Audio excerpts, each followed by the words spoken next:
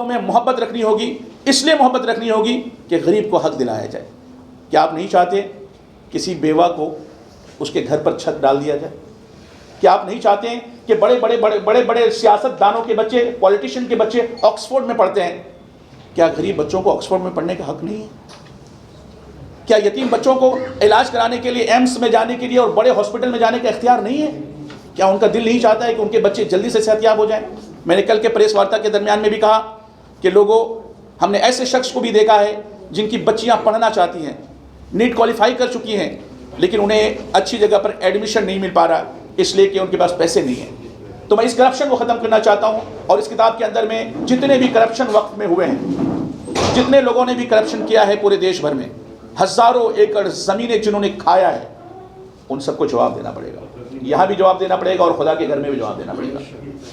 आप ज़मीन अगर खाएंगे, माल खुदा का खाएंगे, लोगों का माल हड़प कर जाएंगे, जो गरीब का माल हुआ करता था, जो उन बच्चों को पढ़ाने के लिए ऑक्सफोर्ड के लिए उन बड़े लोगों ने हमें सौंपा था, हमारे गरीबों को नहीं मिल रहा है, हमारे यतीमों को नहीं मिल रहा है, बल्कि उन पैसे वालों के बच्चे कभी ऑक्सफोर्ड में पढ़ रहे हैं, कोई IIT में पढ़ रहा है, कोई न जाने बड़े बड़े कॉलेज और स्कूल में पढ़ रहा है, कोई यूरोप में, कोई एशिया में पढ़ रहा है। लेकिन याद रखें, एक गरीब के बेटे को भी ऑक्सफोर्ड में पढ़ने का हक मिलना चाहिए। एक यतीम के बच्चे को भी बड़े हॉस्पिटल में इलाज करने का हक मिलना चाहिए। एक छोटे गांव में रहने वाले बच्चे को भी IIT और एम्स में जाने का इख्तियार मिलना चाहिए। क्या ये इख्तियार मिलना और इसकी मांग करना ये हमारा हक नहीं बनता? क्या आम समाज जो हिंदुस्तान में रहते हैं, जो बहुत ही नीचे लेवल पर रहते हैं, क्या उनके ख्वाब बड़े नहीं हो सकते? क्या वो बड़ा ख्वाब नहीं देख सकते? हमें लगता है कि हर एक शख्स को बड़ा ख्वाब देखना चाहिए, हमें लगता है कि हर एक शख्स को उड़ान अपनी ऊंची रखनी चाहिए, लेकिन वो लोग जो हमें दबाना चाहते हैं, वो लोग जो हमें पिछड़े में ले जाना चाहते हैं, वो लोग जो हमें दबा करके ये बताना चाहते हैं कि ये फला पार्टी का है, ये फला पार्टी का है, मैं ऐसे लोगों से कहता हूँ, अपनी पार्टियों के लिए आप ना लड़िए, अपने लोगों के लिए लड़िए। पार्टियों की लड़ाई करेंगे तो पार्टियाँ तो बदली हो जाएंगी, लेकिन जो लोग आपके हैं वो आपके साथ हैं, वो कल भी आपके साथ थे, आज भी आपके साथ है, वो कल भी आपके साथ रहेंगे। बहुत सही। तो पार्टियां तो आती जाती रहेंगी, लेकिन देश बना रहना चाहिए, उनके दरमियान में मोहब्बत बनी रहनी चाहिए। इसलिए इस किताब का विमोचन करने के लिए, इसका इजरा करने के लिए, इसका इनॉग्रेशन करने के लिए हमने महाराष्ट्र की खूबसूरत ज़मीन को चुना है। ये खूबसूरत ज़मीन हमें प्यार देती है। ये खूबसूरत हिंदुस्तान की मिट्टी और खुसूसन महाराष्ट्र की मिट्टी के अंदर में जो सुगंध आपको मिलेगी, पूरी दुनिया के फूलों में भी आपको वो दिखाई नहीं पड़ेगी, क्योंकि महाराष्ट्र हमें प्यार, भाईचारा, अमन, एक दूसरे के साथ गले मिलना, एक दूसरों के त्यौहार में आना जाना सिखाता है, एक दूसरों की कद्र करना सिखाता है। ये ज़मीन हमें कद्र करना सिखाती है। महाराष्ट्र की ज़मीन बहुत ही पावरफुल ज़मीन है। इसलिए हमने मुंबई में पहला, सेकंड ये प्रोग्राम आपके सामने नासिक में है। इंशाअल्लाह ये प्रोग्राम आगे बढ़ करके कल जलगांव में होगा और थर्सडे को इंशाअल्लाह ये पुणे में होगा। उसके बाद थाने के ज़िला में एक जगह पर ये प्रोग्राम किया जाएगा। उसके बाद हम पूरे हिंदुस्तान में इस किताब को लेकर जाएंगे। एक हमारी दिली ख्वाहिश थी, हमारे पत्रकार संघ के लोगों ने और उन तमाम मीडिया के लोगों ने पूछा कि साहब ये किताब क्या उर्दू में ही रहेगी? तो साहब मैं आपको बता दूं, हमें जितना उर्दू से प्यार है उससे कहीं ज़्यादा हमें मराठी से भी प्यार है। तो ये किताब अभी किताब उर्दू में दिख रही है, आने वाला एडिशन मराठी में, इंग्लिश में, हिंदी में और दूसरी ज़बानों में भी लाने की कोशिश की जाएगी, ताकि हर एक शख्स, मुल्क का हर बाशिंदा, कश्मीर से लेकर कन्याकुमारी तक, ज़बान चाहे कोई भी हो, किताब ज़बान के ज़रिए से, आंखों के ज़रिए से दिल में उतरने के लिए उस ज़बान में लाना ज़रूरी है। इंशाअल्लाह मैं कोशिश करूँगा इस किताब को उस ज़बान में भी लाऊँ।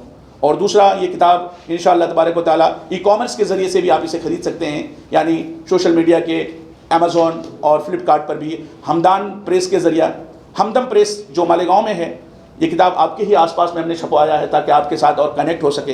तो मालेगांव के हमदम प्रेस के ज़रिए से अमेज़ॉन में और फ्लिपकार्ट में भी इस किताब को आप दस्तयाब कर सकते हैं। और हमने ये 3000 किताब लिखा है, नाम आपने देखा वक्फ, और इस किताब को भी हमने वक्फ कर दिया है। इससे हमें कुछ फ़ायदा नहीं, और सोशल मीडिया के तमाम लोग, उसके अलावा अलग अलग चीज़ा जो जर्नलिस्ट हैं उनसे गुफ्तगू, इंटेलेक्चुअल से बातें, इन तमाम मेहनतों के बाद ये किताब तैयार की है। बड़े खून जिगर इसमें लगाया है। ये सिर्फ इसके ऊपर में इंक और पेन और कागज़ पर ही नहीं लिखा गया है, बल्कि उन लोगों की मेहनतों और कदरों, पसीनों और खून से लिखी हुई ये किताब है।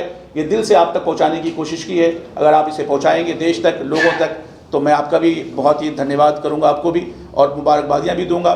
और आपका सपोर्ट हमें मिलेगा तो मैं समझूंगा ये किताब पूरे देश में, कोई पॉलिटिक्स एक्सटेंड नहीं है, और हम लोग सियासी लोग नहीं हैं, हम मजहबी लोग हैं, हम तो धर्मगुरु लोग हैं। हमारा मिजाज ये बनता है कि हम लोगों के दिलों तक पहुँचें, उनके दिलों के जो दर्द हैं उसे महसूस करें। हम दुनिया में पॉलिटिक्स करने के लिए नहीं बल्कि दिलों को जोड़ने के लिए आए हैं। ये हमारा जोड़ने का काम है।